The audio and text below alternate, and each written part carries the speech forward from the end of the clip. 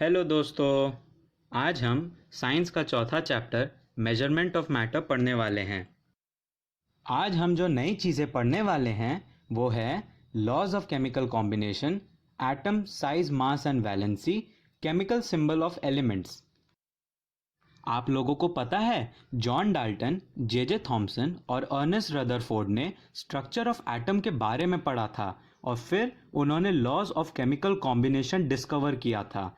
In laws of chemical combination में पहला law law of conservation of matter है और दूसरा लॉ ऑफ कांस्टेंट प्रोपोर्शन। तो चलिए अब हम पहले लॉ के बारे में पढ़ेंगे। पहला law of conservation of matter यह है कि in a chemical reaction the total weight of the reactants is same as the total weight of the products form due to the chemical reactions. इसका मतलब यह है कि जितना वजन रिएक्टेंट्स का रहेगा उतना ही वजन प्रोडक्ट्स का भी रहेगा। इन दोनों का वजन कभी अलग नहीं रहेगा। और दूसरा लॉ ऑफ कांस्टेंट प्रोपोर्शन यह है कि in a chemical reaction the proportion by weight of the constituent elements in the various samples of a compound is fixed. इसका मतलब यह है जितने एलिमेंट्स मिलके एक कंपाउंड बनाते हैं उन सब का वजन का रेशियो हमेशा फिक्स्ड रहेगा। नीचे लॉ ऑफ कांस्टेंट प्रोपोर्शन के कुछ एग्जांपल्स दिए गए हैं। चलिए अब हम पहला एग्जांपल देखते हैं। पानी में हाइड्रोजन और ऑक्सीजन का वेट का प्रोपोर्शन 1:8 रहता है। इसका यह मतलब है कि 9 ग्राम पानी 1 ग्राम हाइड्रोजन और 8 ग्राम ऑक्सीजन से बनता है। अब हम कार्बन डाइऑक्साइड का एग्जाम्पल देखते हैं। कार्बन डाइऑक्साइड में कार्बन और ऑक्सीजन का वेट का प्रोपोर्शन 3:8 रहता है। इसका यह मतलब है कि 44 gram carbon dioxide 12 gram carbon और 32 ग्राम ऑक्सीजन से बनता है। जैसे हमने पहले पढ़ा था कि 9 ग्राम पानी H2O में 1 ग्राम हाइड्रोजन होता है और 8 ग्राम ऑक्सीजन होता है। अब ऐसा क्यों होता है? ऐसा इसलिए होता है क्योंकि ऑक्सीजन का मास 16U होता है और हाइड्रोजन का मास 1U होता है। पानी H2O में 2 हाइड्रोजन के एटम्स होते हैं और 1 ऑक्सीजन का एटम होता है। अगर हम उनका रेशियो निकालें तो H/O will be equal to 2:16। 2 इसीलिए क्योंकि पानी में हाइड्रोजन के 2 एटम्स होते हैं और अगर हम 2:16 को आगे डिवाइड करें तो वो होगा 1:8। मैं आशा करता हूं कि अब आपको लॉ ऑफ कांस्टेंट प्रोपोर्शन अच्छे से समझ आ गया होगा। तो चलिए अब हम उसे खुद से वेरीफाई करेंगे।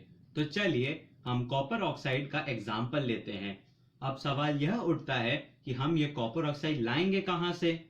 तो इसका जवाब यह है कि कॉपर कार्बोनेट और कॉपर नाइट्रेट के डिकम्पोज होने के बाद कॉपर ऑक्साइड मिलता है। अब मान लेते हैं कि हमारे पास 8 ग्राम कॉपर ऑक्साइड है और अगर यह कॉपर ऑक्साइड हाइड्रोजन के साथ रिएक्ट होता है तो यह रिएक्शन होगा कॉपर ऑक्साइड प्लस हाइड्रोजन जो कॉपर और पानी देगा। अगर लेफ्ट हैंड साइड का कॉपर और राइट हैंड साइड के कॉपर का मास इक्वल आ जाए तो समझ लीजिए कि हमने लॉ ऑफ कांस्टेंट प्रोपोर्शन को वेरीफाई कर लिया है। जब हम कैलकुलेट करेंगे तो हमें राइट हैंड साइड या प्रोडक्ट्स में कॉपर का मास 6.4 ग्राम मिलेगा और H2O का मास 1.8 ग्राम मिलेगा। हमें पता है 9 ग्राम पानी H2O में 8 ग्राम ऑक्सीजन होता है और 1 ग्राम हाइड्रोजन होता है, तो 1.8 ग्राम पानी में 1.6 ग्राम ऑक्सीजन होगा। When we calculate the mass of copper, it will be 8 minus 1.6 gram, which will be equal to 6.4 gram, क्योंकि हमने 8 ग्राम कॉपर ऑक्साइड लिया था। अगर हम कॉपर और ऑक्सीजन का रेशियो निकालेंगे तो वो होगा 6.4:1.6, जिसको हम आगे डिवाइड करेंगे तो हमें मिलेगा 4:1। ठीक उसी प्रकार से जब हम लेफ्ट हैंड साइड या रिएक्टेंट्स के कॉपर और ऑक्सीजन का रेशियो निकालेंगे वो भी 4:1 आएगा। तो इस तरह से हमने लॉ ऑफ कांस्टेंट प्रोपोर्शन को वेरीफाई कर लिया है। एन एटम कंसिस्ट ऑफ 3 सब एटॉमिक पार्टिकल्स। प्रोटॉन्स जो पॉजिटिवली चार्ज एलिमेंट्री पार्टिकल्स होते हैं, इलेक्ट्रॉन्स जो नेगेटिवली चार्ज एलिमेंट्री पार्टिकल्स होते हैं और न्यूट्रॉन्स जो इलेक्ट्रिकली न्यूट्रल एलिमेंट्री पार्टिकल्स होते हैं। एटम का जो साइज होता है वो एटॉमिक रेडियस पे डिपेंड करता है। अब इससे यह सवाल उठता है कि एटॉमिक रेडियस होता क्या है? तो इसका जवाब यह है कि atomic radius is the distance from the centre of the nucleus to the outermost shell containing electrons. चलिए मान लेते हैं कि हम एक एटम है और हमारा हार्ट न्यूक्लियस है और हम रिंग्स जो अलग अलग साइजेस का है उससे कवर्ड है। जो सबसे बड़ा रिंग होगा वो हमारे हार्ट से 1 मीटर की दूरी पर होगा। So our atomic radius will be 1 metre. पर हमें तो पता है कि एटम तो बहुत छोटे होते हैं, तो उनका एटॉमिक रेडियस जो होता है वो नैनोमीटर्स में एक्सप्रेस होता है। 1 nanometre is equal to 1/10⁹ metre. For example, atomic radius of a water molecule, पानी का जो मॉलिक्यूल होता है उसका एटॉमिक रेडियस 10⁻⁹ मीटर में एक्सप्रेस किया जाता है। The mass of an atom is concentrated in its nucleus. This is due to the protons and neutrons in it. The number of protons and neutrons in the atomic nucleus is called atomic mass number. Together, these two are called nucleons. The mass of an atom is known as its atomic mass. The mass of atom of any element in comparison to H, which is also known as hydrogen, is called relative atomic mass. Atomic mass को measure करना एक बहुत difficult task था।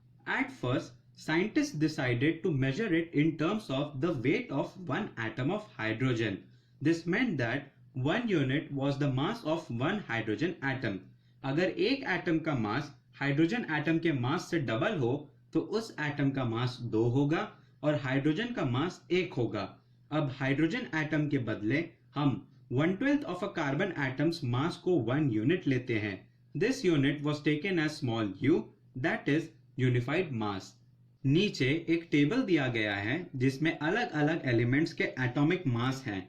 Since oxygen has an atomic mass of 16, so it has a mass 16 times than that of 1/12 of a carbon atom. आज हमारे पास highly accurate methods है जिससे atom का मास डायरेक्टली पता किया जा सकता है। Hence, instead of relative mass, unified mass has now been accepted as the unit of atomic mass. It is called Dalton. Its symbol is small u. 1 u is equal to 1.66053 into 10⁻⁻27 kg.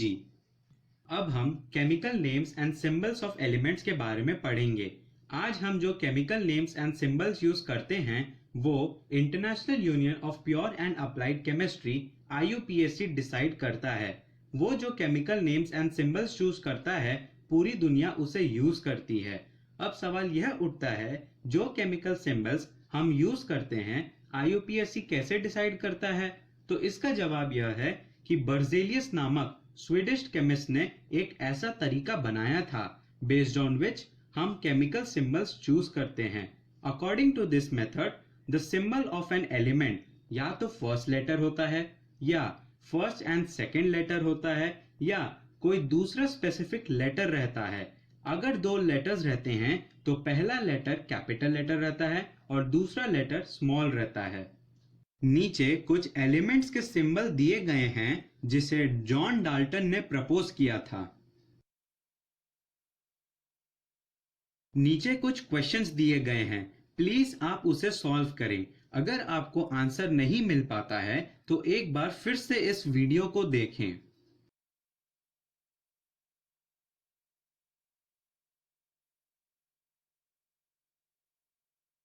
तो दोस्तों, मैं आशा करता हूं कि मेरे द्वारा पढ़ाए गए इन टॉपिक्स को आप अच्छी तरह समझ गए होंगे। इस वीडियो को देखने के लिए धन्यवाद।